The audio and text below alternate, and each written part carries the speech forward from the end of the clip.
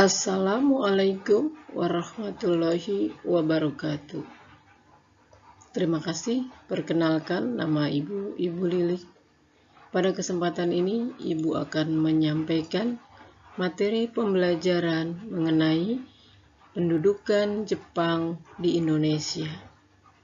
Anak-anakku sekalian, mudah-mudahan kalian bisa memperhatikan dan mempelajari materi ini dengan seksama. Terlebih dahulu pada pertemuan ini Ibu akan menyampaikan standar kompetensinya terlebih dahulu, di mana standar kompetensinya adalah menganalisis perkembangan bangsa Indonesia sejak masuknya pengaruh Barat sampai dengan pendudukan Jepang. Kemudian untuk kompetensi dasarnya adalah menganalisis proses interaksi Indonesia-Jepang dan dampak pendudukan militer Jepang terhadap kehidupan masyarakat di Indonesia. Kemudian pada inti materi atau sebelum ke inti materi, Ibu akan menyampaikan terlebih dahulu yaitu indikator. Indikator yang akan dicapai dalam proses pembelajaran kali ini adalah menjelaskan tentang proses masuknya Jepang ke Indonesia. Kemudian menjelaskan tentang upaya Jepang meraih simpati bangsa Indonesia. Kemudian intinya adalah bagaimana kedatangan Jepang ke Indonesia. Yang pertama yaitu diawali dengan pecahnya perang di wilayah Asia Timur Raya, di mana pada saat itu Jepang sudah mengadakan restorasi Meiji, yaitu pembangunan revolusi atau perkembangan teknologi terutama dalam bidang militer, yaitu dengan memperkuat angkatan persenjataannya, pasukan militernya, dan juga industrinya untuk kepentingan perangnya. Hal ini dilakukan oleh Jepang dalam upaya untuk mencapai cita-citanya, yaitu yang dikenal dengan semboyannya adalah Hakko Issyu. Hakko Issyu adalah Jepang ingin menjadi kepala di dalam dunia, atau Jepang menjadi wilayah kekuasaan, atau Jepang menjadi kepala negara di dunia. Nah, bahwa negara-negara yang lainnya adalah di bawah kekuasaan Jepang. Nah, dalam membuktikan Hakko Issyu menjadi penguasa di dunia, Jepang mulai melancarkan serangan-serangannya baik ke wilayah Eropa maupun ke wilayah Asia. Sehingga pada saat itu dikenal dengan istilahnya yaitu Perang Pasifik atau Perang Asia Timur Raya. Nah, di mana Jepang terlebih dahulu yaitu mengebom kota pangkalan militer Amerika yang berada di Kepulauan Hawaii. Sampai kemudian Jepang terlibat dalam Perang Dunia Kedua, dan bersamaan dengan itu Jepang pun melancarkan serangannya yaitu ke wilayah Pasifik yang kemudian dikenal dengan nama Perang Asia Timur Raya. Nah, bagaimana perang ke wilayah Asia Timur Raya? Jepang masuk ke wilayah Indonesia diawali dengan menduduki kota Tarakan pada tanggal 10 Januari 1942. Kemudian ke wilayah Minahasa, ke Sulawesi, Balikpapan, dan juga ke Ambon.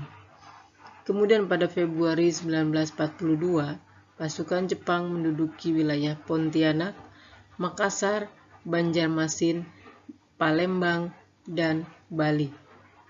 Dan berikutnya pasukan Jepang melakukan serangan ke Pulau Jawa pada tanggal 1 Maret 1942 dengan mendaratkan pasukannya yaitu di 3 tempat, yaitu di daerah Banten, Indramayu atau Eretan Wetan, dan Kragan. Jadi secara serentak pada tanggal 1 Maret 1942 Jepang mendaratkan pasukannya ke Pulau Jawa dengan di 3 tempat, yaitu Banten, Indramayu daerah Eretan Wetan, dan juga Kragan. Nah, pada saat itu Jepang masuk ke wilayah Indonesia. Indonesia pada saat itu berada di bawah kekuasaan Jepang. dan Indonesia berada di bawah kekuasaan Belanda. Sehingga bagaimana Jepang itu harus mengalahkan lebih dulu, yaitu orang-orang Belanda. Yang dilakukan oleh Jepang yaitu Jepang menyerang wilayah Belanda yang berada di pusat kotanya, yaitu di wilayah Batavia. Pada tanggal 5 Maret 1942, Jepang menyerang Belanda di Batavia dan masuk ke kota Bandung pada tanggal 8 Maret 1942. Pasukan Belanda di Jawa menyerah kepada Panglima Bala Tentara Jepang, yaitu Hitoshi Imamura di Kalijati, Subang pada tanggal 8 Maret 1942. Maka sejak itu, tanggal 8 Maret 1942, Belanda menyerah tanpa syarat kepada pasukan Jepang. Nah, kemudian apa yang dilakukan oleh Jepang di Indonesia? Bagaimana upaya Jepang dalam memikat hati rakyat Indonesia? Sampai Jepang pun menyampaikan berbagai macam propagandanya untuk bisa diterima di wilayah Indonesia dan disambut baik oleh rakyat Indonesia. Dan dia pun mengatakan bahwa Jepang adalah saudara tua bangsa Indonesia.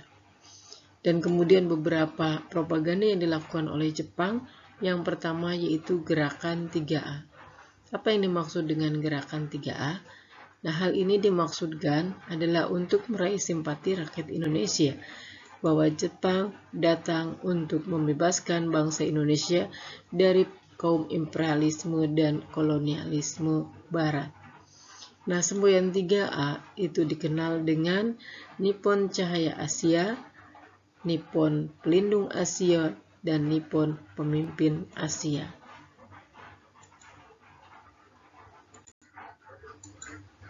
Nah, kemudian apa tujuan dari gerakan 3A?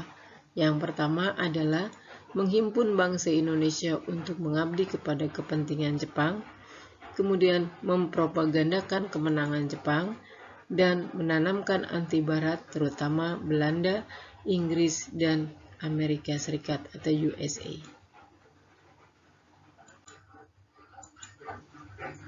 Ya, selain dari gerakan 3A, Jepang pun menerapkan kebijakan yang dikenal dengan Putra atau Pusat Tenaga Rakyat. Putra dibentuk pada tanggal 1 Maret 1943 untuk menggantikan gerakan 3A. Nah, Putra ini dipimpin oleh 4 serangkai, yaitu Bung Karno, Bung Hatta, Ki Hajar Dewantara, dan Kiai Haji Mas Mansur. Tujuannya adalah meningkatkan semangat bangsa Indonesia dalam membantu pemerintah Jepang dalam perangnya melawan sekutu. Ya, terima kasih atas perhatian anak-anakku semua. Semoga video pembelajaran kali ini dapat membantu belajar kalian dan sukses untuk kalian semua. Terima kasih. Assalamualaikum warahmatullahi wabarakatuh.